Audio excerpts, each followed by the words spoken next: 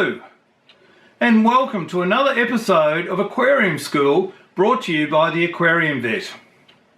My name is Dr. Rob Jones. I'm one of the members of the Aquarium Vet team, and today we're going to discuss chlorine and chloramines.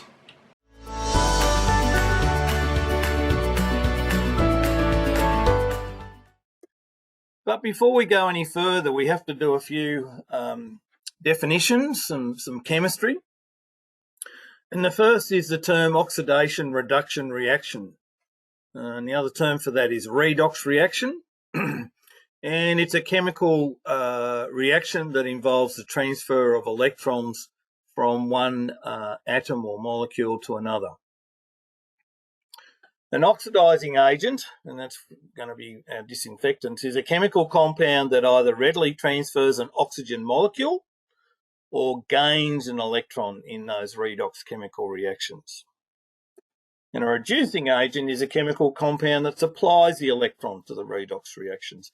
And what happens is that these redox reactions, because they're involving the shift of electrons, they actually generate a very small but measurable electrical potential. Electricity is basically electrons moving.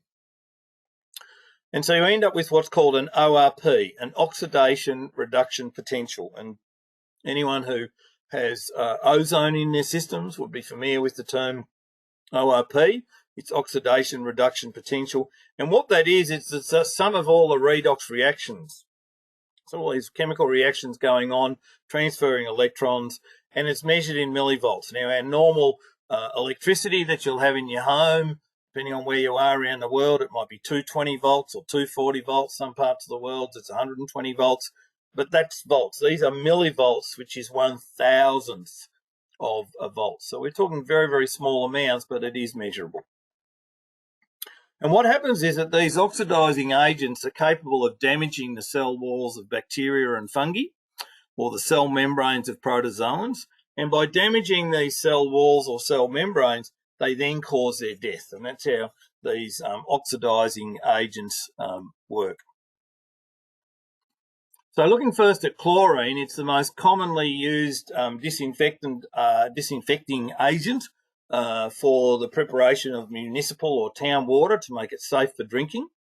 And usually what happens is that the water authority is injecting chlorine gas, Cl2, into the water. And we've got the chemical reaction there. You've got Cl2, which is the chlorine present as a gas, mixing with water, H2O, and you get the development of HOCl, and HOCl is hypochlorous acid. You get a hydrogen ion release, and you get free chloride ions. And then the hypochlorous acid will dissociate even further into an OCl, which is the hypochlorite ion, and another hydrogen ion. And so when we gas chlorinate water, it actually lowers the pH. We'll remember from the pH lesson that pH drops or decreases as the number of hydrogen ions in the water increases. It's a negative log effect, and so you get acidification of the water due to the production and release of the hydrogen ions. Now, the hypochlorite ion, OCl negative, is less or has less germicidal activity than the hypochlorous acid. And the reason for that is that the negative electrical charge, so OCl negative, makes it more difficult to penetrate the cell membrane than the hypochlorous acid of HOCl. And what state the chlorine is in depends on the pH. So if we look at a pH of 6, 95% of the chlorine is present as hypochlorous acid, HOCl, and only 5% is the hypochlorite ion. So it's at pH 6, your chlorine is going to be more effective because the hypochlorous acid will penetrate into the cell membranes more readily. We go up to pH of 7, it drops down to 75% present as the hypochlorous acid. And you go up to pH of 8, and you're at 20% as hypochlorous acid, which means that it's going to be less effective at a pH of 8 than it is at a pH of 6. Chloramines are also used for treating municipal or town water for make it safe to drink as a disinfectant. And chlorine is an inorganic compound. The formula you see there is NH2Cl. And H2 looks horribly like ammonia to me, which is NH3, but we'll come to that in a minute. So chloramine is NH2Cl, and it's a colourless liquid at room temperatures. It's much more stable as a disinfecting agent than chlorine, and this represents one of the problems of town water supplies that have chloramines in them. And it actually has weaker disinfectant properties than chlorine, but oddly enough, it's more toxic to fish. Now, chlorine is very toxic to fish, and we'll come to that in a minute. But chloramines are even more toxic to fish. And one of the reasons is that even though it's a weaker disinfectant compared to chlorine, because it's much more stable, it hangs around a lot longer, and so potentially can do more damage or more harm. And that's why the town water authorities are increasingly moving to chloramines, because they're more likely to stay in the water and keep it disinfected. So if we've got a solution of water with a pH of somewhere between 7 and 8.5, hypochlorous acid reacts with ammonia, so you need ammonia in the system, and you get the inorganic chloramines. So it goes to the very first one that we talked about, which was NH2Cl, which is monochloramine. So NH3 ammonia plus HOCl, which is the hypochlorous acid, leads on to monochloramine and water. You add some more hypochlorous acid and you end up with a dichloramine. So 2 chlorines, NHCl2. And then finally, you'll end up with a nitrogen trichloride, which is NCl3. And once again, water is liberated. And that just shows that the different pHs, that at a low pH, you're predominantly going to have NH2Cl, which is chloramine. You'll then go up to a more neutral pH and you'll have dichloramine, and then you'll have the trichloramine, the NCl3, when you get a more basic pH. Now, chlorine, chloramine are very damaging to the gills of fish. You can have either acute toxicity or chronic toxicity. If you've got an acute toxic level, basically it destroys the gill epithelium. It effectively burns the gill epithelium, and you'll get deaths of fish, and it can happen very, very quickly. And I'm talking literally within 20 or 30 minutes of adding chlorine. Usually it's inadvertently. No one would deliberately put it into a tank with fish present. But within 20 minutes, you're going to have start to see deaths. And then if you've got low levels, that's going to cause a chronic bronchitis. So itis is the end of a word that indicates inflammation, and branch or branch is the gills. So bronchitis is inflammation of the gills, and that leads on to what we call hyperplasia, which is scarring and thickening of the gill epithelium.